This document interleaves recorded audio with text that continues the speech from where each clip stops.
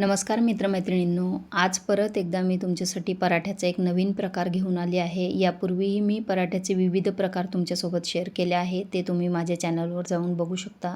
आणि प्रत्येक पराठ्यामध्ये, धपाट्यामध्ये एक नाविन्य आहे आणि वेगळेपण आहे. तर आज आपण असाच एक वेगळा पराठा बनवणार आहोत आणि त्याच्यासोबत एक स्पेशल चटणीसुद्धा बनवणार आहोत.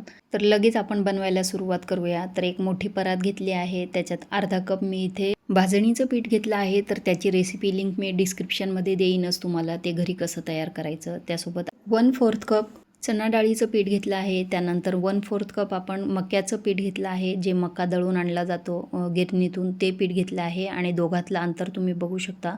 मक्याचं पीठ जरा जास्त पिवळसर असतं. त्यानंतर 1/4 कप आपण बाजरीचं पीठ घेतलं आहे. इथे तुम्ही ज्वारीचं पीठसुद्धा घेऊ शकता, पण आता हिवाळा आहे त्यासाठी मी बाजरीचं पीठ वापरलं आहे. आणि 3/4 कप आपण इथे किंवा पाऊण कप आपण गव्हाचं पीठ घेतलं आहे. त्यानंतर 1 छोटा चमचा ओवा, 1 छोटा चमचा जिरं, 1 मोठा चमचा तीळ घेतला आहे आणि 2 चिमूट आपण हिंग घेतला आहे. 1 छोटा चमचा आपण हळद घेतली आहे आणि हिरव्या मिरचीचा ठेचा आहे. याच्यामध्ये हिरवी मिरची, आलं, लसूण आणि कोथिंबीर टाकून हे वाटून घेतलेलं वाटण आहे. तर ते 1 मोठा चमचा घातला आहे. इथे तुम्ही लाल मिरचीचा सुद्धा वापर करू शकता. त्यानंतर 1 छोटा चमचा आपण धणे पावडर घातली आहे आणि 2 चमचे मी इथं दह्याचा वापर करत आहे. तर ते तुम्ही स्किपसुद्धा करू शकता.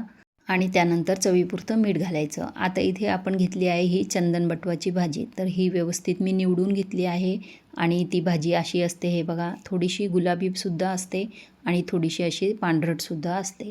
आणि त्याची पानांचा तर आकार बघाल ना तुम्ही, तर थोडेसे नाही का काटेरी असे त्याची पानं असतात, म्हणजे कट केल्यासारखी, एखाद्या कात्रीने कापून घेतल्यासारखी अशी पानं असतात त्याची. तर अशी ही भाजीची ओळख आहे, अशी भाजी घ्यायची. आता भाजी छान निवडून घेतली आहे आणि इथे मी 2 ते 3 मूठ भाजी घेतली आहे, म्हणजे अर्धी जुडी भाजी घेतली आहे इथे. आणि ती स्वच्छ आपण 1-2 पाण्याने आधी धुवून घ्यायची आहे. तर याला बरीच माती असते, तर त्यासाठी ती स्वच्छ 2-3 पाण्याने धुवून घेतली. वाहत्या पाण्याखाली, नळाखाली धुवायची. त्यातली थोडीशी भाजी मी बाजूला काढून ठेवली आहे आणि बाकीची अगदी बारीक चिरून घ्यायची आहे.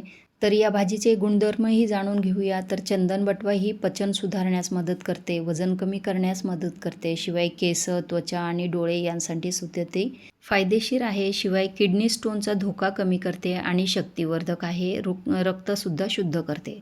तर अशी गुणकारी भाजीचे आपण आज पराठे करणार आहोत. तर थोडीशी भाजीसोबत ना मी कोथिंबीरसुद्धा घातली आहे आणि हे कोरडंच मिश्रण आपण आधी मिक्स करून घ्यायचं. त्यानंतर लागेल तसं पाणी घालून, जसं आपण चपातीचं कणिक मळतो तसं आपल्याला हे कणिक मळायचं आहे. खूप घट्ट पण नाही आणि खूप जास्त सैलसुद्धा नाही मळायचं. असं छान मऊसर कणिक मळायचं आहे आणि बाजूला ठेवून द्यायचं आहे थोडा वेळ. तोपर्यंत आपण चटणीची तयारी करूया. तर जी भाजी आपण वाचवून ठेवली होती ना, बाजूला ठेवली होती मुठभर भाजी, तर ती आता उकळत्या पाण्यामध्ये घालायची आहे आपल्याला. गरम पाण्यात घालायची आणि 1च मिनिट याला उकळी आणून घ्यायची आहे. पाणी उकळलं की गॅस बंद करायचा. खूप जास्त शिजवत बसायचं नाही आहे आपल्याला. फक्त थोडीशी ना त्याला मऊ करून घ्यायची आहे आपल्याला. आता भाजीला उकळी आली तर गॅस बंद केला आहे आणि गार करून घ्यायची भाजी आणि पिळून घ्यायची. पिळून घेतली की मिक्सरच्या भांड्यात घालायची. त्याच्यासोबत 1 लसणाची पाकळी आणि 1 हिरवी मिरची घातली आहे. तुम्ही तुमच्या चवीप्रमाणे मिरची घालायची आहे. त्यानंतर 4 ते 5 चमचे, मोठे चमचे मी इथे दही घेतलं आहे आणि त्याच्यामध्ये जी वाटून घेतलेली भाजी आहे ना आपली, ती घालून द्यायची आहे आणि त्याच्यासोबतच आपण काही मसाले घालणार आहोत. तर त्यात 1 छोटा चमचा भाजलेल्या जिऱ्याची पावडर आणि अर्धा छोटा चमचा काळी मिरी पूड घातली आहे. चवीपुरतं मीठ घालायचं आणि अगदी थोडेसे 10-12 दाणे आपण साखर घालायची आहे चवीसाठी आणि हे व्यवस्थित मिक्स करून घ्यायचं. हे बघा किती छान असं नाही का रायता तयार आहे हा, किंवा तुम्ही चटणीसुद्धा म्हणू शकता याला. ही पराठ्यासोबत खायला घ्यायची आपल्याला, खूप छान लागते.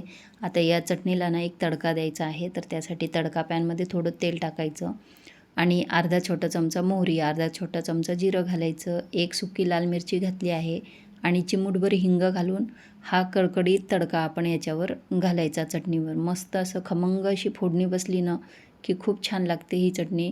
आणि अशीच सुद्धा तुम्ही भाताबरोबर सुद्धा ही खाऊ शकता. म्हणजे भाजी काही न बनवता सुद्धा अशा पद्धतीने ही भाजीसुद्धा तुम्ही खाऊ शकता आणि त्याच्याने स्किन खूप छान राहते आणि रक्त शुद्ध राहतं. त्यासाठी ती भाजी हिवाळ्यामध्ये भरपूर प्रमाणात मिळते सुद्धा आणि खाल्ली जाते. आता आपण पीठ परत एकदा मळून घेतलं आहे आणि त्याला कोरडं पीठ लावून असं छोटीशी पुरीसारखं त्याला आधी लाटून घ्यायचं. तर मी इथे ना कढीची पोळी करतो ना आपण, तसं मी पराठा लाटणार आहे. तुम्ही फक्त असा तेल तेल किंवा तूप न लावतासुद्धा गोल पराठा लाटून घेऊ शकता. हिवाळ्यामध्ये ना मुबलक प्रमाणात ही भाजी मिळते भाजी मंडईमध्ये आणि अगदी ताजी असते मस्त.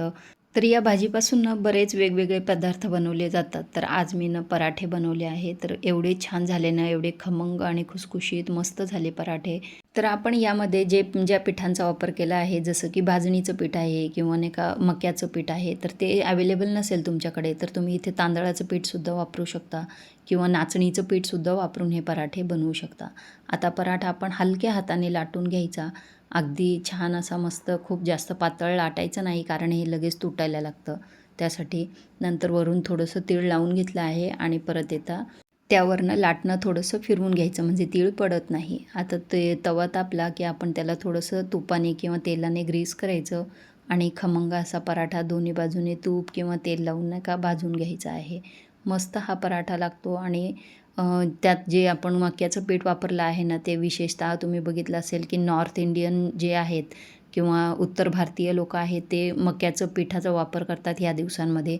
मक्के की रोटी सरसों का साग असं ऐकलं असेल तर मक्के की रोटी ते याच्यासाठीच खाल्ली जाते की ती उष्णता देते म्हणजे शरीराला ऊब देते आपल्या आणि त्याच्यामुळे ना शक्तीसुद्धा आपली टिकून राहते, दिवसभर ऊर्जा राहते आणि पोट भरल्यासारखं राहतं. मग सारखी भूकसुद्धा लागत नाही, अपचन होत नाही, भरपूर फायबर असल्यामुळे पोटसुद्धा आपलं छान व्यवस्थित साफ होतं.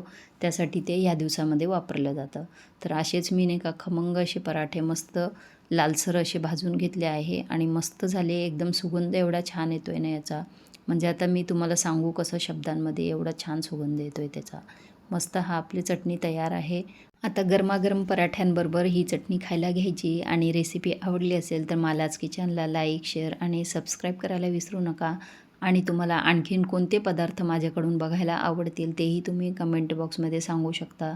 आणि आणखीन एक प्रश्न मला तुम्हाला विचारायचा होता की माझा तवा ना नेहमी वापरून खूप काळा झाला आहे. रोज मी त्याला घासते पण तो स्वच्छच होत नाही आहे, पांढरा असा क्लीन निघत नाही आहे. तर त्याच्यासाठी तुमच्याकडे काही उपाय असतील ना, तर ते तुम्ही मला सुचवू शकता किंवा काही प्रोडक्ट असतील ते वापरण्यासाठी, स्वच्छ करण्यासाठी, तर तेही तुम्ही मला सांगू शकता. सोबतच मी बाकीच्या पराठ्यांची लिंकसुद्धा तुम्ही डिस्क्रिप्शनमध्ये देईन, तर तेही तुम्ही बघू शकता. धन्यवाद.